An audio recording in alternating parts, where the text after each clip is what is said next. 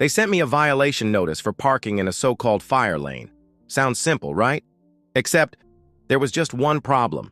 That fire lane didn't legally exist.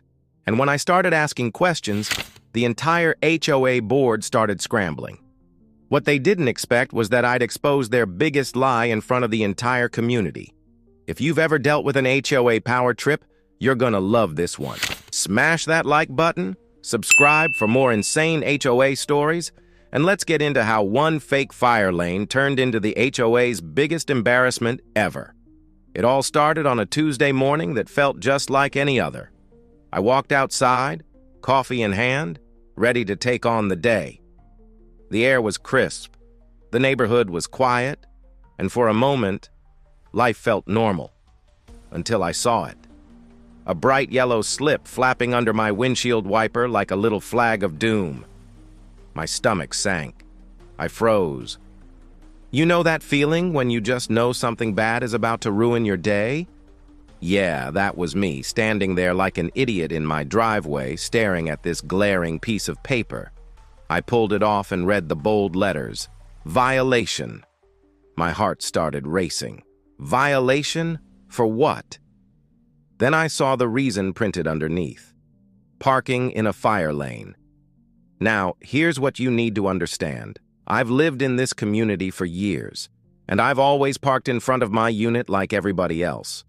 Sure, I usually move my car at night, just to keep the peace, but during the day, no one's ever said a word. Until now. Standing there, holding that notice, I felt my blood pressure spike. A fire lane? Since when? The street didn't even look like a fire lane. There were no hydrants, no bright red curb, just the same gray pavement it's always been. But here's the kicker. This wasn't just about a parking ticket. This was about power. You ever get that vibe that someone's trying to flex authority just because they can? That's exactly what this felt like. My hands were literally shaking as I walked back inside. Because I hate two things. Being blindsided and being treated like I'm stupid. And that little yellow slip? It screamed both. I sat at my kitchen table, staring at that violation like it had personally insulted my family. Part of me wanted to crumple it up and forget about it. But then, no. Something in me snapped. If they were going to pull this, they'd better have receipts, actual proof. Because if they didn't, this was going to get messy. The first thing I did was call the HOA office. Big mistake. The tone of the manager? Smug. You could practically hear the smirk through the phone. "Sir," she said in that condescending customer service voice, "you were in a designated fire lane. It's against the community rules." I took a deep breath, trying to keep my voice calm, but inside, I was boiling. "Okay," I said, "can you email me the documentation that designates this as a fire lane?" There was a pause, a long one. Then she said, "We'll send it to you." Spoiler alert, they didn't send a thing. Instead, the emails started rolling in and they weren't friendly. First, a warning. Then a threat of fines. Then the big one. If you do not comply, we will escalate to legal action. Oh, they thought they had me cornered. They thought I was going to roll over, cut them a check, and say, "Thank you, ma'am, may I have another?" Nope, not this time. Because here's the thing, I can smell a bluff from a mile away. And this reeked of one. Still, I played it cool. "Sure," I emailed back, "just send me the documentation." But instead of answers, I got more threats. It was like dealing with a toddler throwing a tantrum, except this toddler had a gavel and a sense of superiority. And that's when it hit me. They weren't just trying to enforce a rule.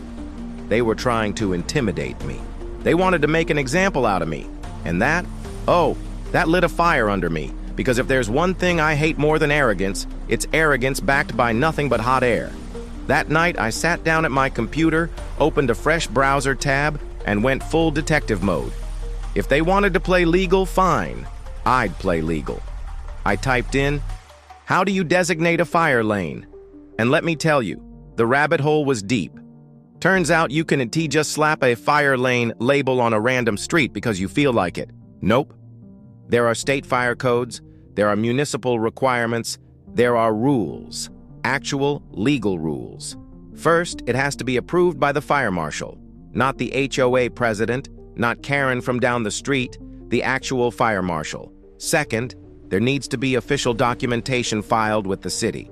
Third, the street has to meet specific width requirements for emergency access. And fourth, signage, proper signage, every 25 to 50 feet, not whenever we remember to stick a sign in the ground. So I grabbed a tape measure because now I was on a mission. Guess what? Our street didn't even come close to the required width, and those signs they had spaced over 100 feet apart. Oh, and the biggest smoking gun of all? When I emailed and asked again for documentation from the fire marshal, you know what they said? "We're looking for it." Looking for it? Lady, if it existed, you'd have sent it on day one. That's when my frustration turned into something else. Calm. A dangerous kind of calm. Because I realized I had them. They'd been bluffing this whole time. And not only was I going to win, I was going to make them squirm. The next morning, I typed up an email that was pure poetry. Polite, professional, but sharp enough to draw blood. It said, "Dear HOA, please provide documentation from the fire marshal confirming this fire lane designation within 10 business days. If you cannot provide this, I will assume the restriction does not legally exist and will request a community-wide notice of removal." That email? A grenade. Within hours, my inbox was lighting up. "We're working on it. We just need more time. Please understand this is complicated." Oh, now it's complicated? Funny how complicated it gets when you're making stuff up. But I wasn't done.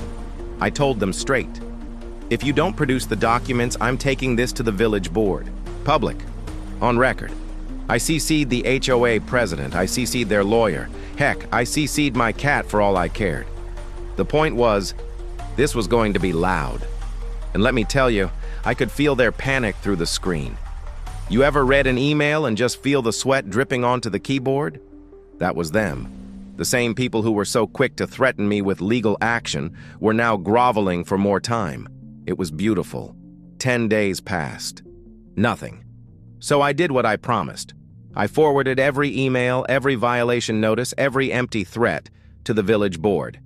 And I copied the entire community. Within 48 hours, the HOA sent an official notice. The HOA has determined that fire lane restrictions are unenforceable due to lack of documentation. Translation: every violation they ever wrote, gone. Every fine they ever threatened, void.